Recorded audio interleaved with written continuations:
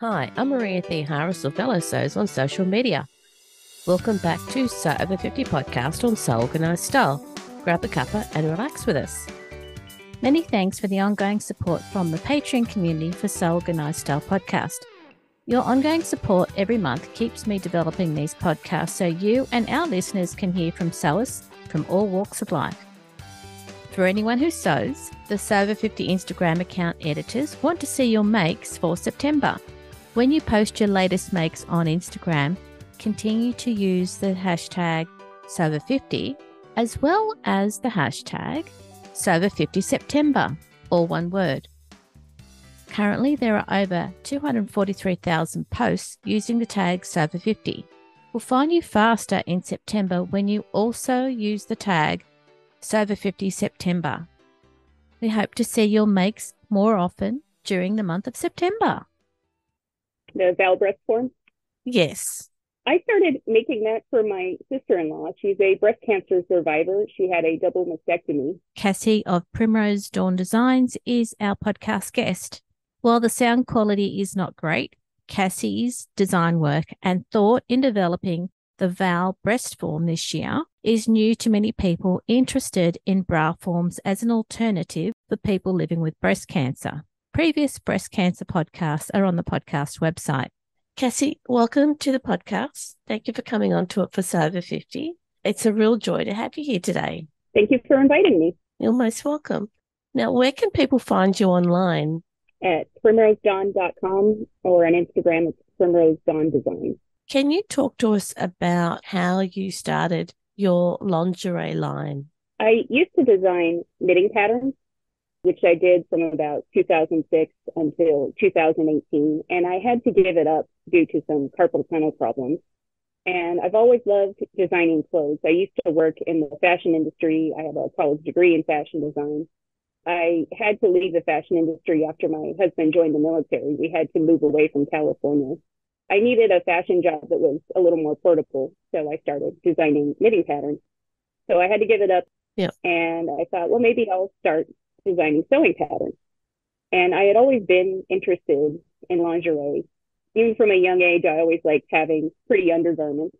So my husband said, if you're going to design sewing patterns, why don't you just design lingerie, since that's what you've always wanted to do? And I said, you know what? I think you're right. I think that's what I'm going to do. I'm going to give it a try. And I had already started sewing some of my own bras. I had found the bra patterns by Cloth Habit, and I really enjoyed them. And I thought, you know what? I want to start designing my own. So I jumped right in.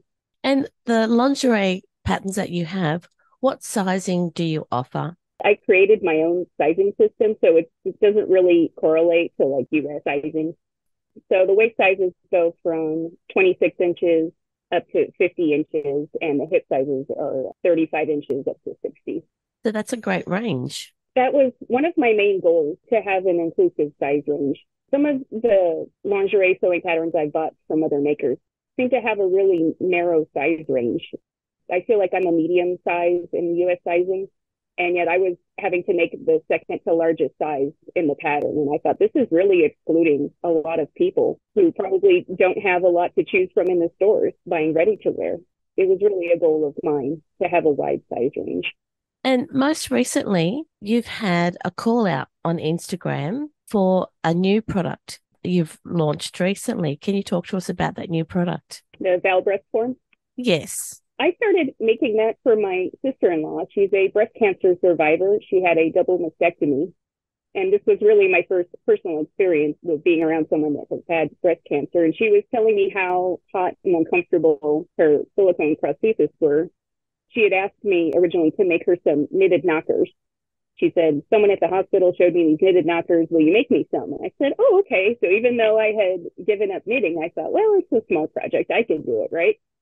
So I started knitting it, and about 15 minutes later, my hands were killing me. You know, they were going numb. I was in a lot of pain, and I thought, oh no.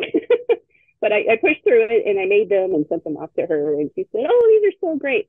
Well, I'm going to want more, and maybe in different sizes. And I thought, oh no, I can't knit that many of them. My hands just can't take it.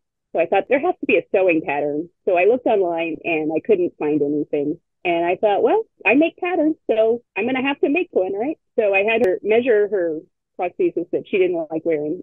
just to give me the dimensions and a general idea of the shape. And I started from there and kind of turned my basic bra pattern into this soft breast form. So I made her a few sample pieces and sent them off in the mail. And she says, "Oh, I love them. Make me more." And so I did.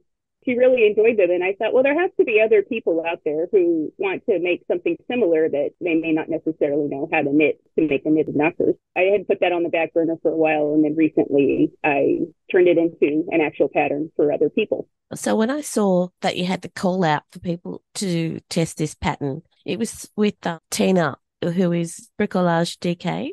I started working with her several years ago. She was a pattern tester for me on my Delvine bralette pattern. Mm-hmm. And she had asked me when she signed up, she says, "I had a mastectomy. I'm flat on one side. Can you tell me how to take the dart out on the one side?" And at that time, I didn't really know how to do that. And she says, "Well, I'm going to play around with it and I'll show you how I do it once I figure it out." And I said, "Oh, that's great." So that kind of put it in my mind, like, oh, there's women out there that will need this for it to be flat on one side. And then after my sister-in-law's experience, I thought, oh, there needs to be mastectomy bra patterns out there. I had only seen a couple. When I tested my Annika wireless bra pattern, the mastectomy and flat cup option, Tina wasn't available at that time. But when it came time for the Val breast form, she was available and was really excited about helping me. She gave me a lot of really good feedback. And was some of that feedback about fabric and how it feels against the skin? Definitely. Yeah, the ones I had made for my sister-in-law were just out of quilting cotton. And my sister-in-law didn't need to have chemo or radiation. So I think her experience was a little different from some other people. She didn't have like the extreme sensitive skin. Yeah. So it wasn't an issue for her. But some of the testers said, oh, if you've had radiation, even, years after your recovery, it can still be really sensitive. So it's important to have really soft knit fabric. So I made some in knit fabric just to make sure it still looked okay. Yep. And also there's an opening on the back so that the wearer can adjust the level of filling. Right. And I had initially used a snap closure, and some of the testers said, oh, no, this would be really uncomfortable. We need to think of another way. And someone suggested doing an overlap pillowcase closure. Okay, I'll rework the pattern. So I reworked the pattern, and I actually like it a lot better than the snap closure, because then you don't have to find a snap and go to the trouble of hand sewing it on. So it ended up being a much better option. Oh, no, that's really good. You took their feedback and you've come up with a product that is comfortable and meets their needs. That was my goal. You've done it. That's great. Thank you. Cassie, what's next in your development for either lingerie or for people who have had a mastectomy? I have another bralette pattern in mind, another wireless pattern. I'm definitely going to include a mastectomy pocket and flat cup options like I did with the Annika wireless bra. I think that's important, and I'm going to try to include that in my future bra patterns as much as possible. Does your sister-in-law consider you the best sister-in-law ever now that you've done the pattern? I'm her only sister-in-law, so I guess that makes me the best. She and I were friends even before I married her brother. She's always been a really important person to me in probably the last 20 years. She likes to wear bright and colorful clothes just like I do. And when she had to start buying mastectomy bras, she says, there's really not a lot of color choices, and it's really kind of sad. And I thought, you know what, no boring days for you. I can make you some. So I've made them in bright and pretty colors for her. Cassie, what advice would you give people who are thinking about sewing lingerie patterns for people living with the ongoing effects of breast cancer treatments? As you said, fabric choice is really important, having that soft fabric against the skin and taking into consideration where their scars are. And also if there's lymphedema, I think that can make a big difference. What feels comfortable in the morning can be way too tight in the afternoon. Exactly. Great. Cassie, thank you for coming on to the podcast for Sober 50 today.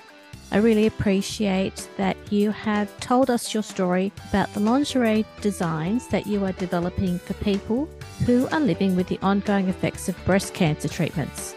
Thank you for having me. You're welcome. This episode of Sober 50 podcast on Soul Organized Style was produced by me, Maria Theoharis, with permission of Cassie, sound by bensound.com. If you want to provide a guest post for Sober 50, make sure you direct message Judith and Sandy at the Sober 50 Instagram account. You can subscribe to Soul Organized Style podcast, but with an S, not a Z, on all good podcast apps.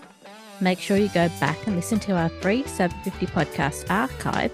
And if you can, consider supporting the production of this podcast on Patreon.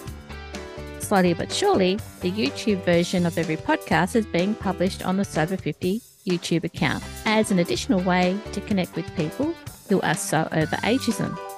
We look forward to joining you in your sewing room next time. Stay safe, everyone.